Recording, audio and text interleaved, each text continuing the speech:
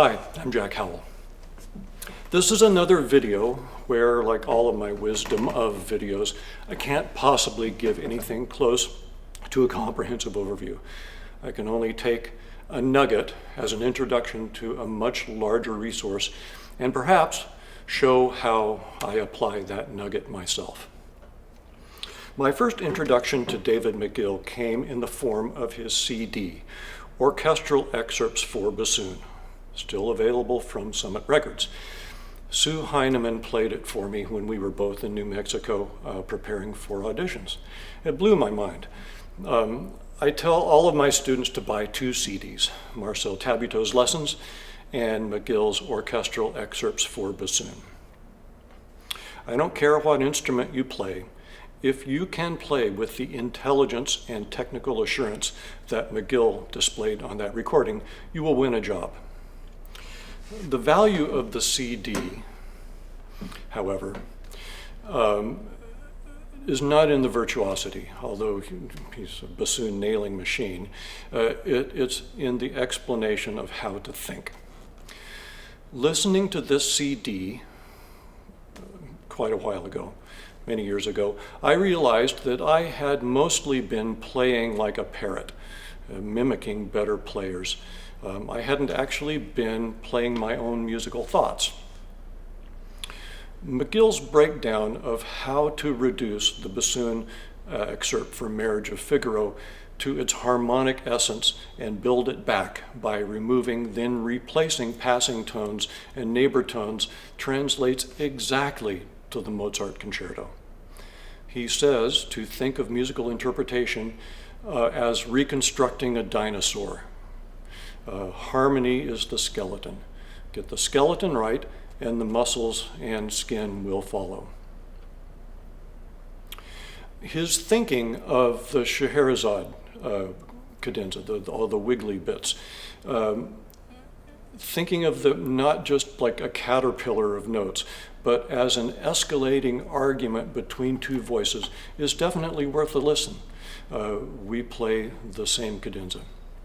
So, buy the CD if you don't have it, listen to it attentively. There is one McGill phrase, though, that is always with me.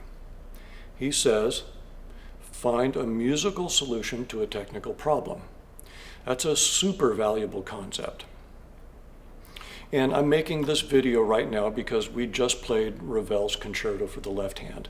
The bass clarinet part is pretty easy, except for 2 bars before figure 8.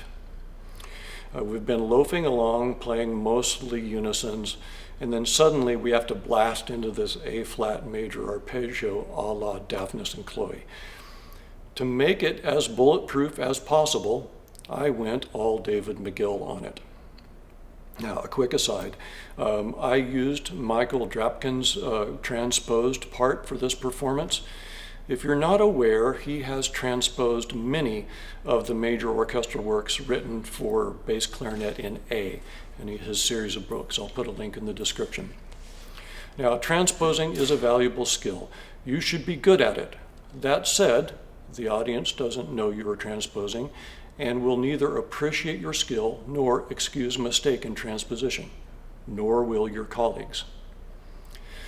Decades ago, a C clarinet part for some piece appeared in my folder, and I knew for a fact that a transposed part existed and that it was in the library. So I went to the library and asked the librarian for it. He said, if you were my student, I'd tell you to transpose it. I looked him in the eye and said, I am not your student. If you transpose well enough that you're sure you won't make a mistake, knock yourself out. But if not, go ahead, get the Drapkin book. There's no shame in it. You don't get paid extra for taking unnecessary risks. Anyway, back to our lick. It's just a broken A-flat major chord. What makes it hard? I think there are 2 main tendencies that create unnecessary difficulty. One is to simply play fingering chart fingerings and use the right hand more than required. The second tendency is to react to the beat rather than anticipating the pulse. The beat that just happened doesn't tell us how fast to play these really fast notes. In fact, we'll probably react too hard and play them too fast. The approach of the next beat is what tells us how fast to play them. So organize your rhythm according to where it goes.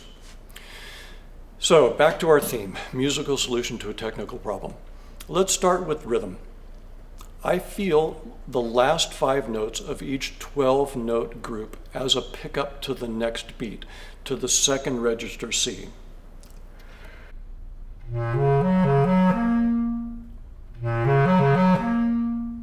Okay. Now, the way I think about this passage, the interval between C and E flat is the only time it's necessary to coordinate movements of the left and right hands. At this speed, that's not a trivial problem, but this interval is easier to play going up than going down. So I think of this in groups that eliminate the downward E flat to C intervals. So we start this pickup group on C.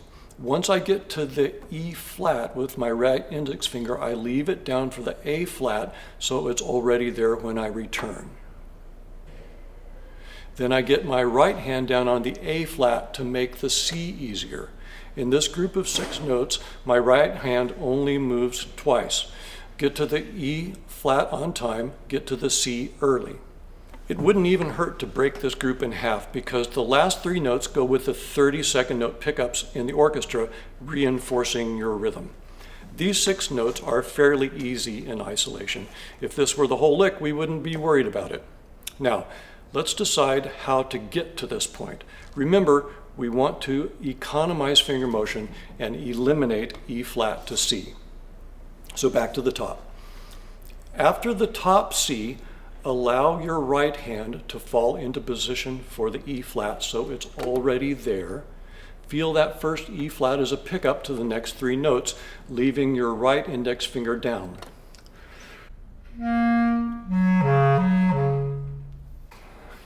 Obviously, this interval requires good left hand position at this speed, and if you're struggling with that, you might find some ideas in my video on hand position called The Wisdom of Robert Marcellus.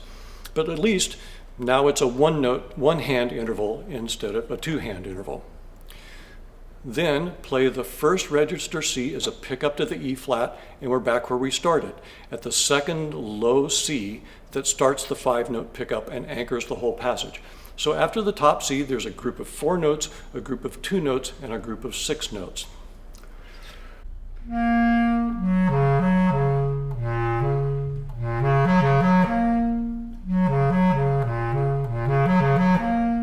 Okay, do it 2 more times, and then the last beat feels easy by comparison. The last tip is to be thinking in these groups all along. The horns have 12 notes per beat, 2 bars before you, then the bassoons the bar before. Play your easy rhythm, bom, ba ba bom, with them, and then step onto the moving walkway. You may be thinking, is this all really necessary? I would say it's only necessary if it's necessary.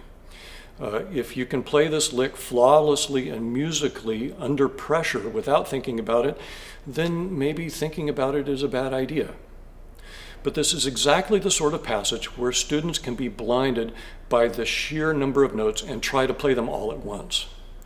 They may practice slowly and carefully, but they play 1 note at a time, then do it faster and faster, winding up with a monolithic passage that sounds fine in isolation, but because it is rooted in technique rather than a musical imagination, it falls apart in context. We're talking about David McGill's approach of finding a musical solution to a technical problem. What I just showed you is one example of my application of it, grouping notes within a passage in a way that is advantageous for hand position and rhythmically propulsive. Your solution may be different from mine, and that's cool. There's way more to David McGill than finding a musical solution to a technical problem. I suggest that you read his book, Sound in Motion. That's another thing that I recommend to all students. Do you want to read a book where one of the greatest wind players of the 20th century talks about music?